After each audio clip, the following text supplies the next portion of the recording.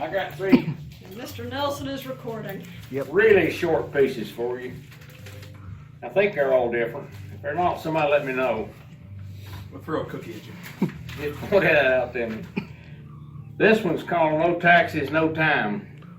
Growing up in isolated Jackson County, North Carolina in the 40s, 50s, and 60s, I had little awareness of local political events, much less about national and international affairs.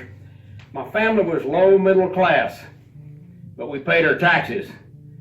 The law-abiding people do. Three of my brothers and I were volunteer military in 1965. My daddy was also a veteran. I believed incorrectly that all males had to serve in the military. Meanwhile, up in New York, Donald Trump dodged the draft under the pretense that he had bone spurs in his feet. In addition, there is doubt that either young Trump or his family paid their fair share of taxes. Their motto, don't pay, don't serve. Now, the man who didn't pay and didn't serve is the commander-in-chief, bragging about making up for his failure to serve by using poor people's taxes to fund the military at a very high level. He still hasn't paid his fair share. His sons have not paid or served either. They prefer that poor people serve in the military. Trump belittled John McCain.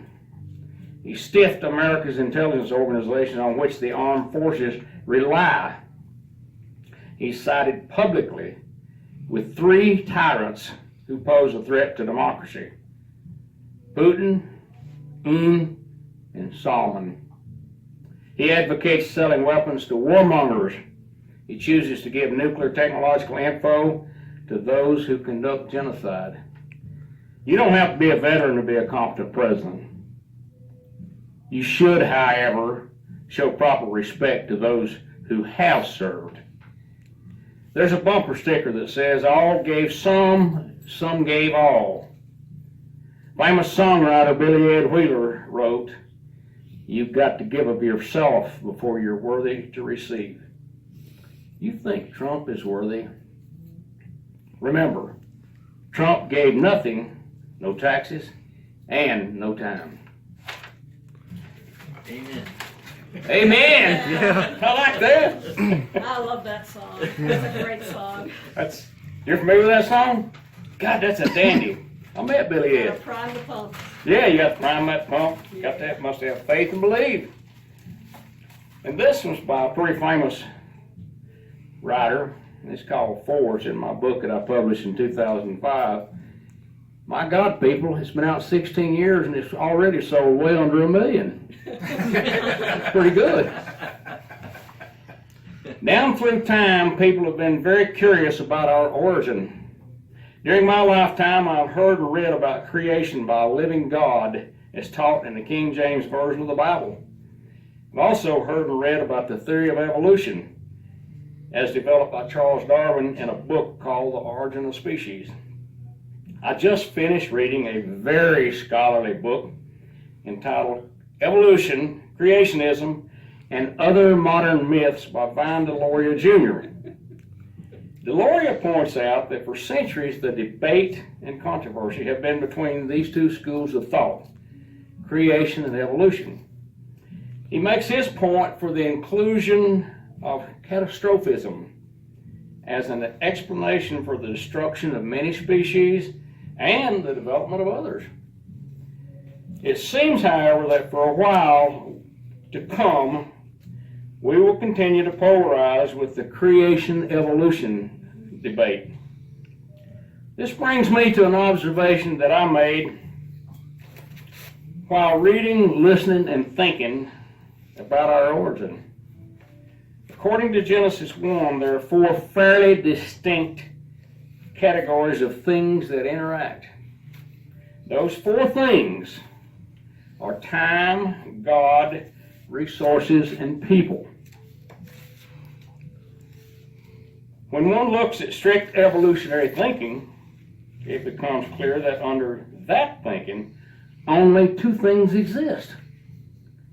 They are time and resources.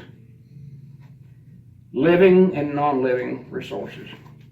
According to evolution and creation, man came last.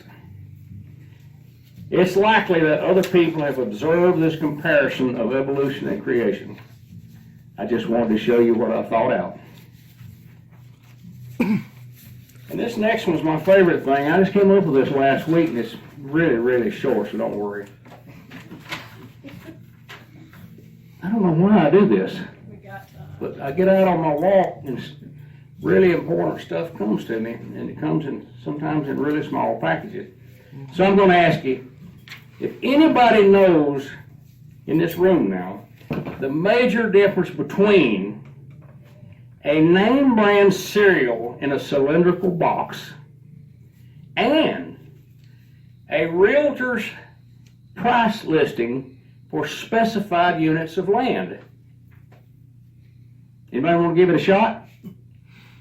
I'm still trying to think of a name brand cereal in a cylindrical box. Quaker Oats. Oh, okay.